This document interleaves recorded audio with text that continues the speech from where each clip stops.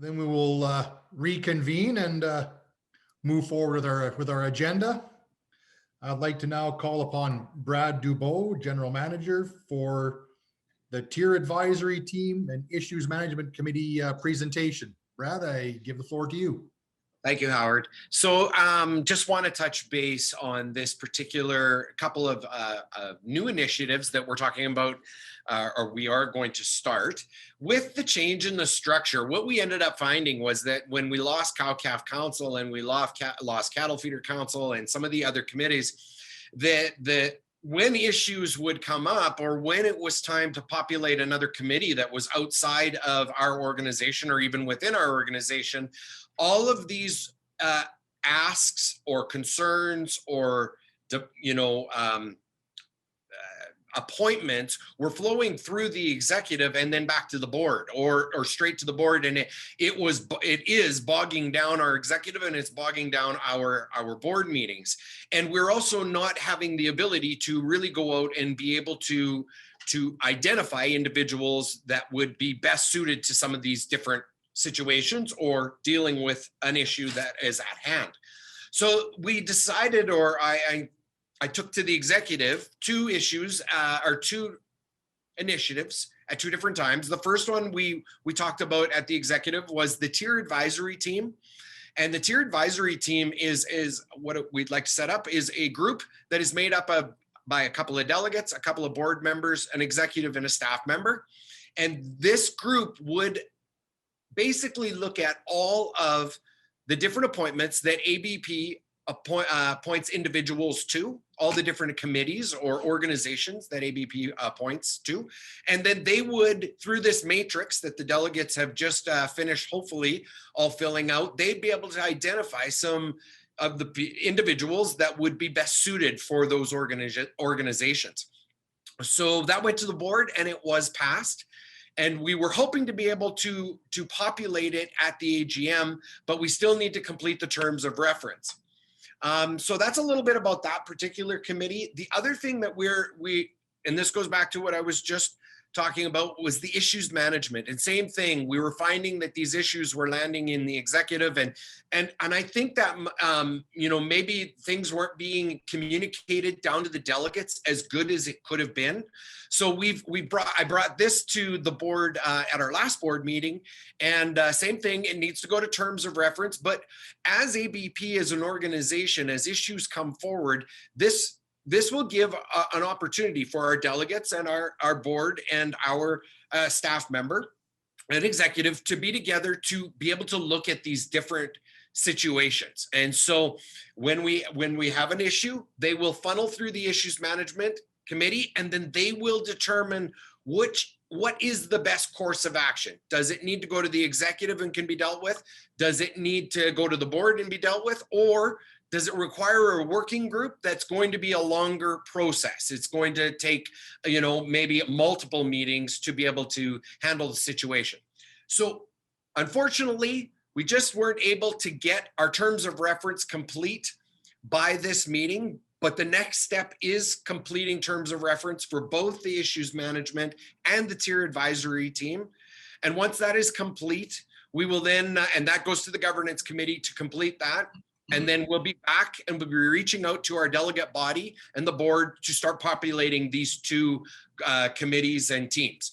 And then we'll be able to move forward in a much more efficient manner and process, and hopefully we'll take some of the burden off the executive and some of the other individuals on the board. Does anybody have any questions around that?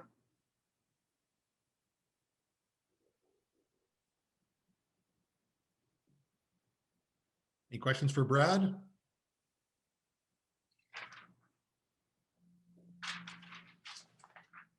Seeing none, Brad, do you want to move right into your platform and magazine presentation? You bet. Excuse me.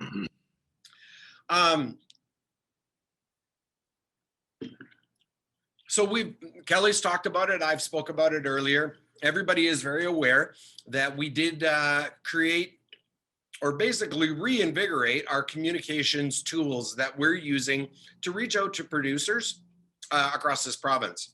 So I'd like to first of all start with Daily, or ABP Daily, and that is our new platform that is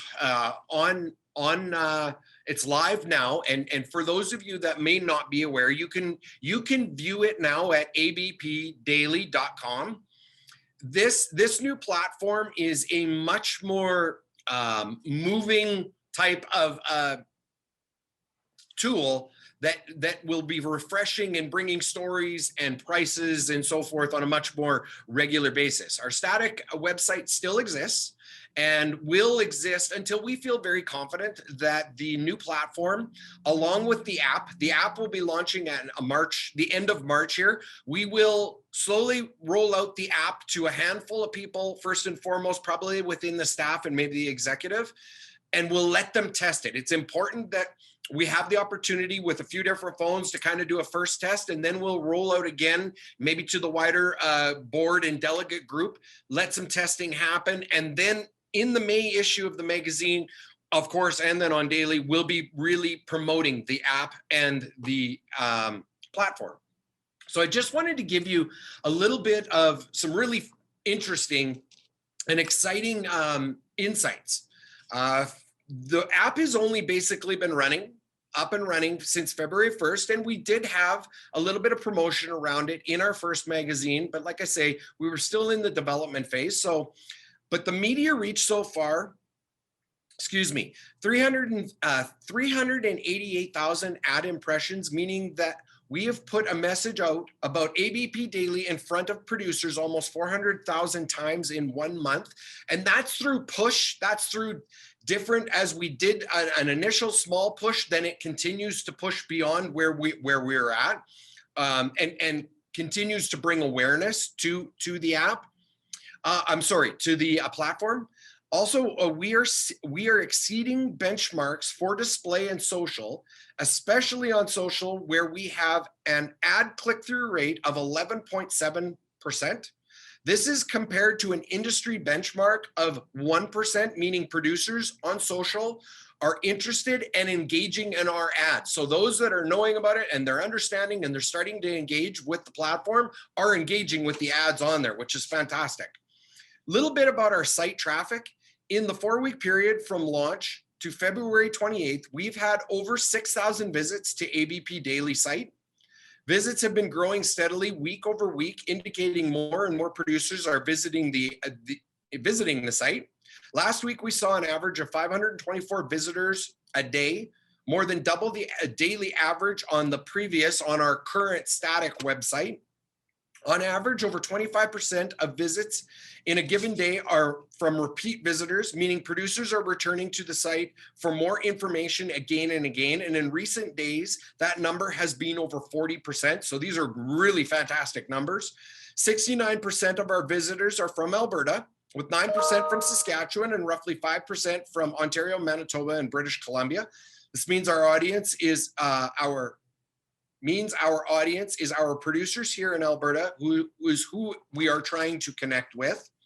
The site content compared to the previous site, where 77% of page views were in the daily cattle report.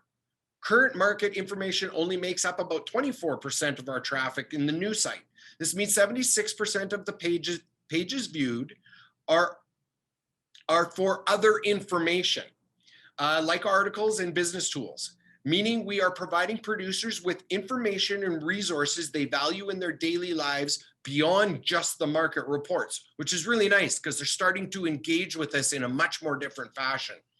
In the first 2 weeks of producer advertising since February 15th, we've seen 88 clicks to producer sites, meaning producers are getting their message in front of other producers. So that our advertising through the daily is working for those producers that did advertise with us. It's pushing through to promote whatever they're promoting, bull sales or whatever the case may be. So we're having some really fantastic engagement, and we only expect that engagement to grow significantly once we have the app and we have the ability to really push it in the May magazine and make producers aware that we have the app and the platform. It's all available and it's coming to them live now. So we're really excited about that. I'd like to finish with the magazine. We've had our first one came out in February. Our second one is coming out on the 1st of May. That will not be the timing as we move forward. It was the timing this year as we were developing. There is no doubt that we had some amazing positive comments, and we've had some negative comments. And people have seen that and have heard it. We were fully expecting as a board of directors that we would have both ends of the spectrum.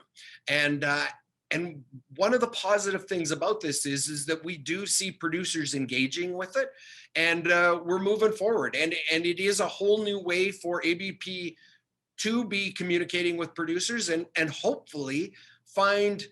Not everybody is going to agree. You're never going to make everybody agree, and that's perfectly fine. But if they engage enough to pick up some of the information either this organization or our partner organizations are working on, then we're moving in the right direction, and that's a positive. That's positive for this organization as a whole. I'd like to stop there, and if there's any questions. Any questions for Brad at all in regards to the platform and magazine? Sheila, go ahead. Brad, how much is the magazine? I know I seen the article in the other magazine that was trashing this, but how much did the actual magazine cost? Well, it's really hard to just give 100% answer to that question because things are allocated to different areas within the budget. So what I can tell you is that we are taking for the two issues that would have happened in this fiscal. It would have been an increase to our overall communications of about $70,000.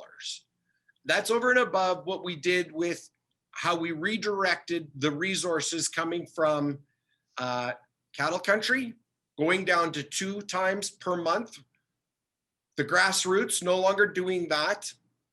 Oh, well, changing it into the magazine format, as well as advertorials that we would run in other publications.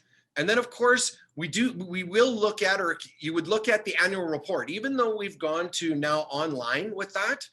But there was still a cost around that. We would be printing some, and we did print a few of them. But the opportunity now is we can still provide a condensed written annual report in our publication without printing a full one. A full one can still be available online, and if people want to get the specifics. So challenges for Sheila is we're in that 200 to 250 over the course of 2 magazines, but that number is manipulative as we move forward. And then of course there's the offset of revenue that we would be expecting coming in. We only have the one for this fiscal, and we will have 3 in the next fiscal. And I'll be able to answer that question more strongly for you at the end of at our next AGM. So I'm sorry that I just can't give you 100% full. No, that's okay. I've just actually gone to the website as you were like earlier introducing it. I do like the website. I will tell you, I'm not a fan of the magazine. I don't like print magazines anyway, and it's for my personality extremely busy for someone like me to focus on, but I'm not going to say that I represent the masses by any means. And there was a lot of conversation around that at the board, magazine versus completely online. And we're getting the comments back from producers, and it was felt around the board that there's still a large segment of our industry that still does enjoy sitting down and reading something. The segment is growing online of our producers.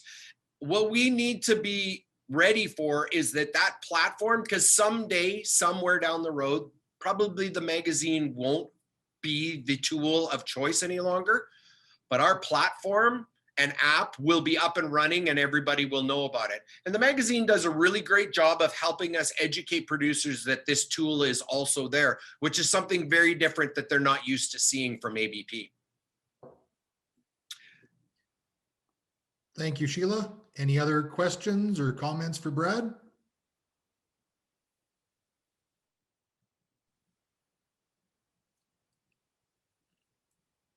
Seeing none.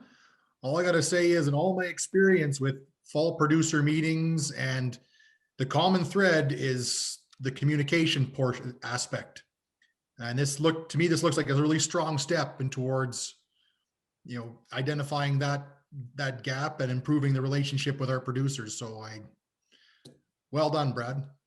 Looks really Thank you. And I want to stop just for a moment, because this has been a massive team effort, and it's been really, really challenging for the staff right now. As new staff is coming in, everybody's trying to meld. We can't be in an office. We're all looking at each other over screens. The staff has worked incredibly hard, as well as our partner agency WS, in helping us develop where these tools need to go. And I want to just express my appreciation to all of the staff for working so hard in trying to make these new tools come to life. It's confusing and it's challenging, and you've all dug in, and it's been wonderful. And thank you very much to the staff, and obviously to our WS, the marketing agency, as we've had a couple of bumps in trying to put some appropriate people into spots of very important, great importance in leading our new tools forward. They've been wonderful in helping prop us up there, at the same time with the staff, current staff working with me right now. So I wanted to just take that shout out to the staff. But thank you. Well, then that just dovetails into our next presentation. I'd like to call upon Carla Howden from WS to give us a marketing update. Carla, are you on? Yes, you are. I am. I'm really, really sorry, guys. I cannot get my camera to work here. The Zoom meeting keeps giving me an error. So unfortunately, I don't get to speak to you, but I have audio, so we'll have to go with that. As you mentioned, my name's Carla. I'm from WS, and we are the marketing agency that works with Brad and his team to promote Alberta beef producers to consumers in our province. I say Alberta beef producers and not just Alberta beef, because we're not just trying to get beef on people's plates, although obviously that is one of the goals. We're also working to promote the beef industry and help make connections between the ordinary Albertans that are enjoying a hamburger or a roast beef or a steak, and the hardworking producers who brought that beef to their table. We work with the team at ABP to help communicate with Albertans about beef production, create an emotional connection between those consumers and beef producers, and of course, to get customers' mouths watering thinking about the delicious beef products they want to eat. This past year, we did a lot to lay the groundwork for ongoing campaigns and communications with beef customers. And Brad's told me I have about 10 minutes here. So the team at WS thought, instead of just making you guys listen to me the whole time, that we would put together a quick sizzle reel to show you guys everything that the ABP marketing team delivered in 2020. I'm gonna go ahead and try to play that for you guys here right now. Just give me 1 second.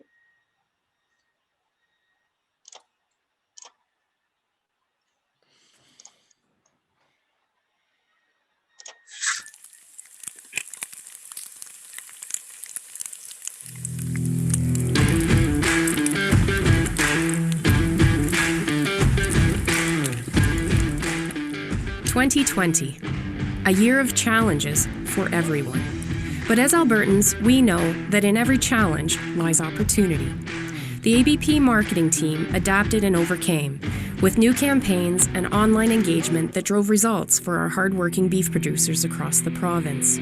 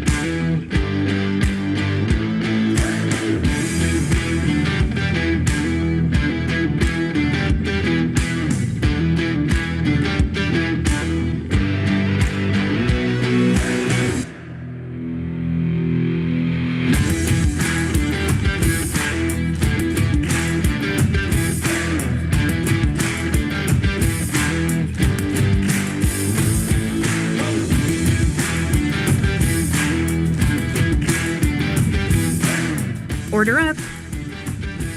While nothing is certain, Alberta Beef Producers is poised to continue the successes of the past year.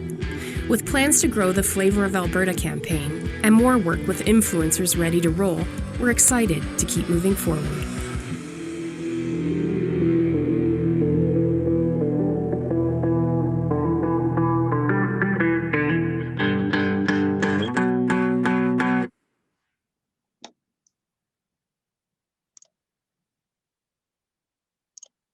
So as you guys can see, we did a lot of good work this year to help promote Alberta beef and the beef industry. But the work that we do isn't just in creating ad campaigns and creating web pages. We do a lot of work behind the scenes to make sure that we're getting those ads and those web pages in front of the right audiences, and that we're communicating the right messages so that we can create that emotional connection between our audiences and the beef industry. I want to take a minute and introduce you guys to our two key audiences that we're talking to when we are promoting beef in Alberta. Give me 1 second, if I can get the get it to share here with you guys.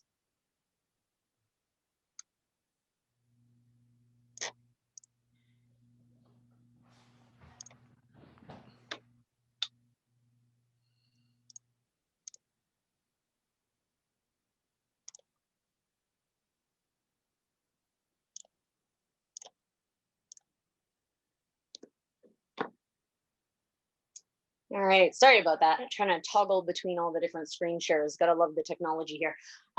So these are our two target audiences that we're talking to, our two beef consumer audiences that we're talking to when we're promoting beef in Alberta. The first is what we call our ranching romantic audience. Her name is Alyssa. She represents roughly 30% of the population of Alberta. And Alyssa is a mom, and she is busy, and she is mostly concerned with making the right choices for her family. But with so much information out there, so many different points of view and different things on the internet, it's harder and harder for her to know what that right choice is. You know, beyond just, is beef healthy? She worries about, is it socially responsible? Is it environmentally responsible? And it's hard for her to know. We also know that as an Albertan, especially in these past couple of years with COVID and with the economic climate in our province, Alyssa is increasingly feeling like she should be supporting local industries and local producers. We know that her current beliefs and behavior are that she prioritizes her family and her community. As I mentioned, she's increasingly looking to shop Alberta to support her community. She isn't as easily persuaded by media. She knows not to sort of trust everything she reads online, and she trusts her family and her friends more. And we know that, especially, you know, as she's getting older, she's increasingly concerned about her health and her well-being. The way that ABP can help her and to create that connection with her is to be transparent and honest, and to really help validate and make her feel good about her choice to buy beef by helping her feel like she's making an informed decision. And at the end of the day, the response that we want from Alyssa is to really feel like Alberta beef is that perfect choice for her family. And we want her to feel proud of supporting Alberta ranchers and the Alberta beef industry. Our next audience that we're talking to is our socially conscious audience. And her name's Amy, and she's a little bit of a smaller audience. She represents a little over 11% of the population of Alberta. And she's a little bit younger audience. She's grown up with technology and information at her fingertips, which makes her more skeptical. She knows not to trust everything she reads, and she's quick to challenge popular thinking. But we know that she is influenced by her peers and by influencers out there on the internet. And we know that she follows trends. So with current trends being around environmental concerns and health consciousness, we know that Amy is thinking about that. Her current beliefs and behavior, she shops local because she believes it's socially responsible. So where Alyssa is more looking to make the right choice for her family, Amy is really concerned about making the right choice for her community and even for the world. She's worried about doing the right thing on a sort of a broader scale. She will spend time researching to uncover what she believes to be the truth. And we know that she's, as I mentioned, persuaded by those influencers and her peer groups. The way that we can connect with her is by personifying the beef industry in a way that resonates with her, by being transparent and honest, and by providing her with information in a way that's easy for her to access and easy for her to digest. And at the end of the day, we want her to feel like by supporting Alberta beef and Alberta ranchers, that she is doing something that's good for her community here in Alberta. Now, a couple of things that you will have noticed about these audiences. The first is that they do not represent all of the consumers in Alberta. They do represent a large chunk of them, a little bit over 40%, but we're not trying to speak to every single person in our province. The other thing that you guys probably notice is that neither Amy nor Alyssa looks like that stereotypical beef consumer that you might think of right off the bat when you think about somebody who might really enjoy buying and eating beef. You know, we know that that guy loves his beef. He's probably a guy. He loves his beef. He loves his steak and his hamburgers and his chili. And he already supports Alberta beef and Alberta ranchers. And so even though we love him and we appreciate him, he's not where we're focusing, because it would be a little bit like preaching to the choir. He's already on our team. With limited marketing dollars and limited ability to really get our message out there, where we're focusing our attention is where we think that we can really move the needle the most. And that's with these audiences who like beef and they grew up in Alberta, they want to support ranchers, but they're unsure. And so by helping get information in front of them in a way that they can digest it, and by helping get the messaging in front of them, we can help build that trust and give them that confidence in beef to help sort of sway them in our direction. And that's why we're really focused on these two target audiences.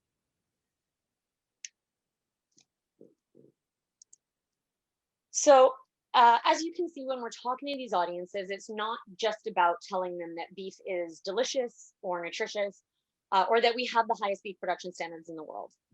Beyond all of that, we want them to feel proud of supporting beef and beef producers. And that is the thinking that goes into all of the marketing communications that we put out there.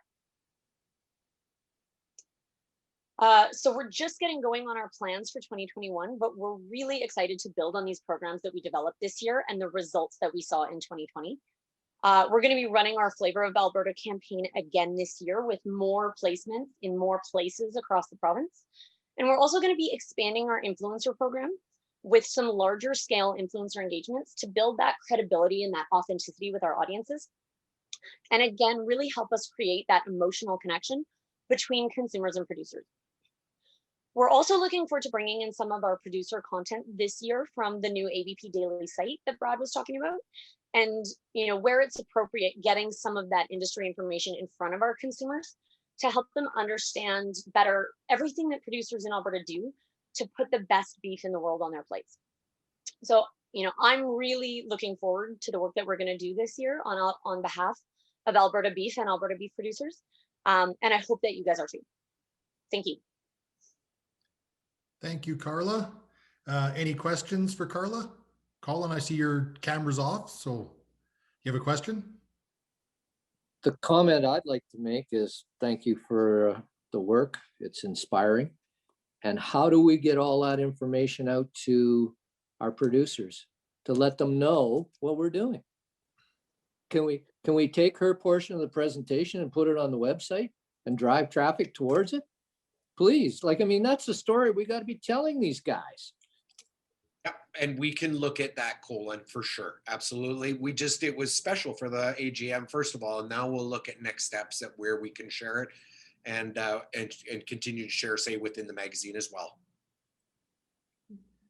Fred, you have a question? Yeah, thanks, Carla. That was, some of us haven't had lunch yet, so we should apologize for that. So give us a sense of where Alberta Beef Producers is in your portfolio of clients. Are we like the only agriculture and agri-food client, or are we part of a bigger portfolio of that sort of client? Yeah, actually, so WS's focus is on agricultural and agri-food clients. So the majority of the clients that we work with are in the agricultural sector. And then we also do some work in the animal health sector. So within my personal portfolio, besides ABP, I work on a couple of crop input clients, as well as a couple of animal health clients. Thanks. Yeah, no worries. Thank you. Any other questions for Carla? Sheila? I know this seems silly, but I have always believed that the dog food or cat food market is one that we need to look at. And as people get more invested in their pets instead of having children, I think it's a market that, even though we might have, you know, vegan or vegetarian customers, they want that for their dogs and cats. And I think it's something we should somehow even subliminally throw in these campaigns. I don't know. Thoughts, Carla? You know what? It's a really interesting thought. I do some work with some pet food companies as part of my work in the animal health sector, and you know, there is room to dovetail there. Definitely, we do a lot of influencer work with them as well around proper diet and what they should be feeding their cats and dogs. So it's a really interesting thought as far as crossover there. Yeah, it's not something that we've explored, but it is an interesting idea for sure. Thank you, Sheila. Any other questions?